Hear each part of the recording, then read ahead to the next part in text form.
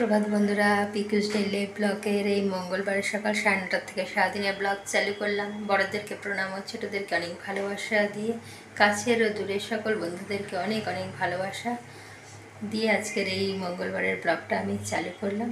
কেন সকালটা এতটা ব্যস্ততা আর ক্যামেরা অন করতেই পারা যায় না, সমস্ত কিছু গুছিয়ে নিয়ে এই ক্যামেরার সামনে আসলাম।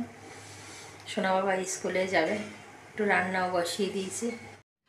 আর এদিকে আলু সিদ্ধ দিয়ে ভাত বসিয়ে দিয়েছি, এদিকে ডাল সিদ্ধ বসিয়ে দিয়েছি, প্রায় হয়েও এসছে। আর এদিকে চাটাও করে নিলাম, কেননা আপনাদের দাদাকে দেবো আর আমিও খাবো।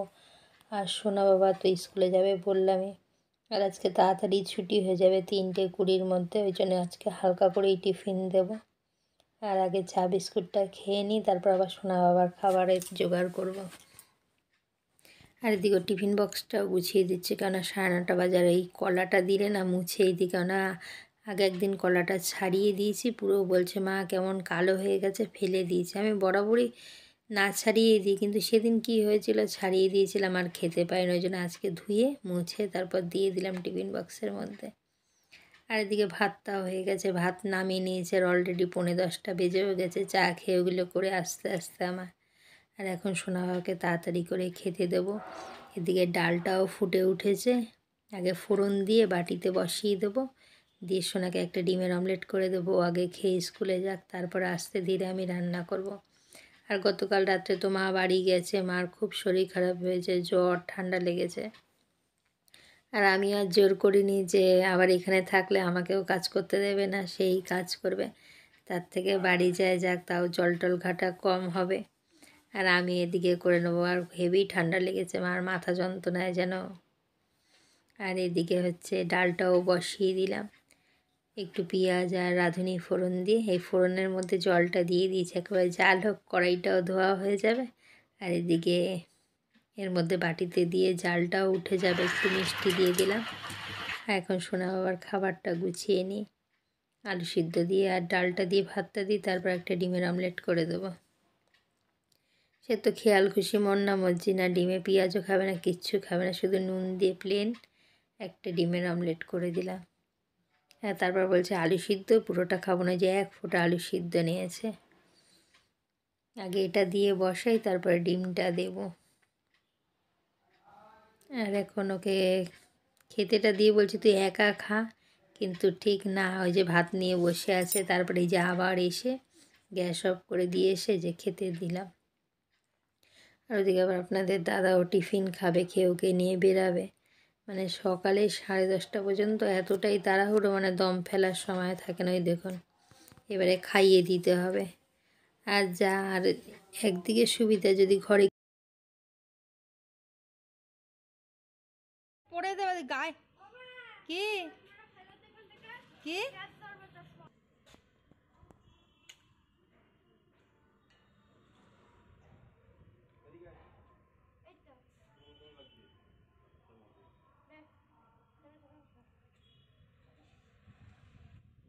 নাকটায় ঠান্ডা হাওয়াটা লাগবে, ওই জন্য ঢেকে দিলাম।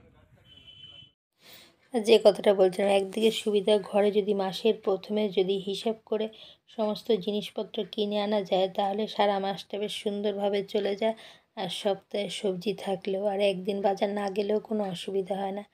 আর এই দেখুন বন্ধুরা, সমস্ত কিছু ছিল দেখে, আর ঘরে সবজিও ছিল, আজকে আর বাজার যাওয়ার প্রয়োজন হয়নি। একটু সবজি পাঁচমিশালি রান্না করে নিচ্ছি, আর একটু ডাল, ডিমের অমলেট, চাটনি, এই দিয়েই আজকে আমাদের হয়ে যাবে। আর এই তাড়াহুড়োটা থাকে সকালবেলার, আর যেহেতু ফ্রিজে আমাদের মাছপত্র রাখাও হয় না।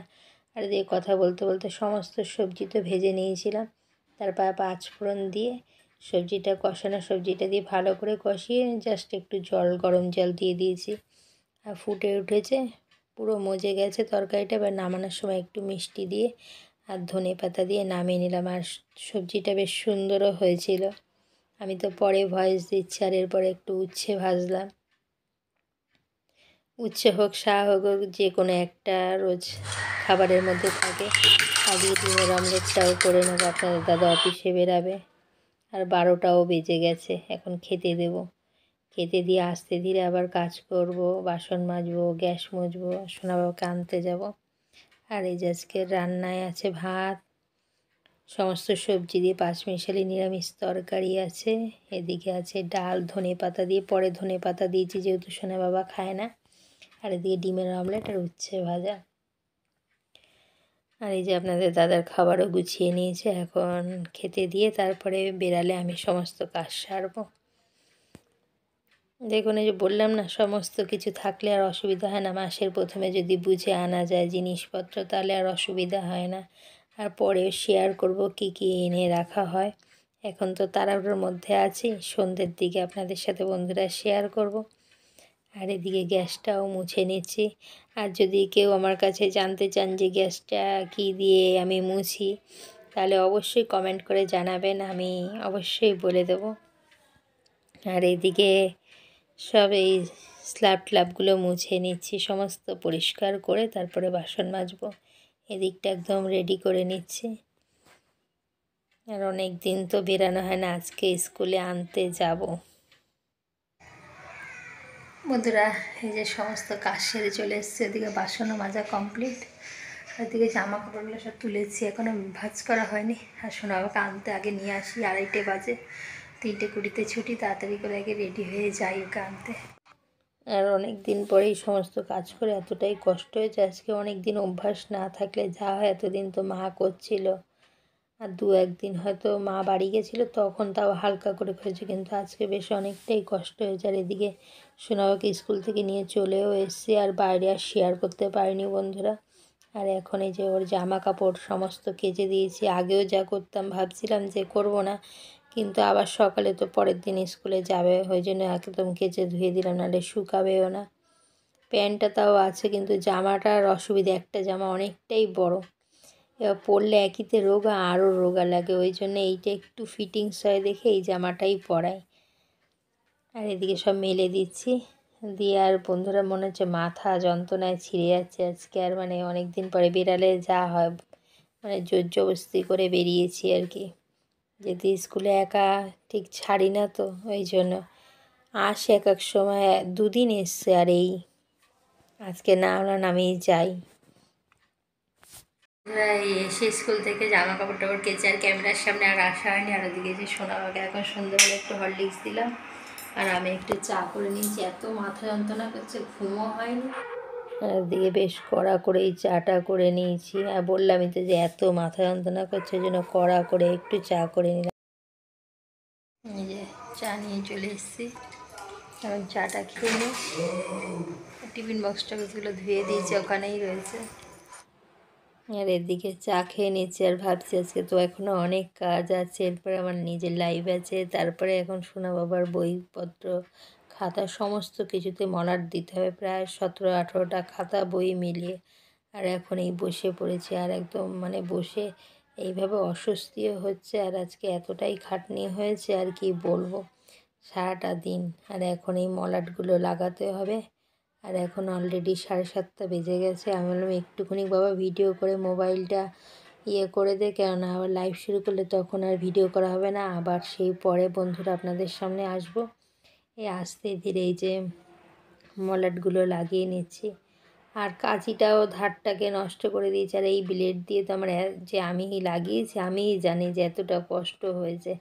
তারপরে মেঝেতে বসে নিলে আটসাট করে তাও ঠিকঠাক হয়, কিন্তু মেঝেতেও বসতে পারছি না এই খাটের উপরে। আর খুবই অসুবিধার কষ্টের সাথে আমার এই কাজগুলোকে করতে হয়েছে, আর কি বলবো। আর এদিকে উপায় নেই, পরের দিন স্কুলে আবার বই খাতা সমস্ত কিছুই নিয়ে যাবে, ওই জন্য সেই কষ্ট হলেও রাত্রির আমার 11টা প্রায় বেজে গেছে সমস্ত বই খাতা মলাট লাগাতে।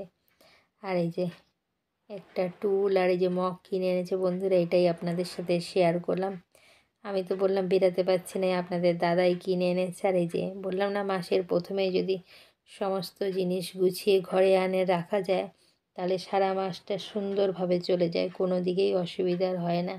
যা হোক চলে যায়, এদিক ওদিক থেকে এই জিনিসগুলো আনা থাকলে আর অসুবিধা হয় না। আর একটা নতুন লাইট এনেছে বন্ধুরা, সেটাই আমি আপনাদের সাথে শেয়ার করলাম, ফ্যান লাইট। দেখে কীরকম লাগলো অবশ্যই লাইক এবং কমেন্ট এবং শেয়ার করে জানাবেন। পরে একটি সুন্দর ব্লগের সঙ্গে দেখা হবে বন্ধুরা। শুভরাত্রি। এই যে লাইটটা জ্বালিয়েছি।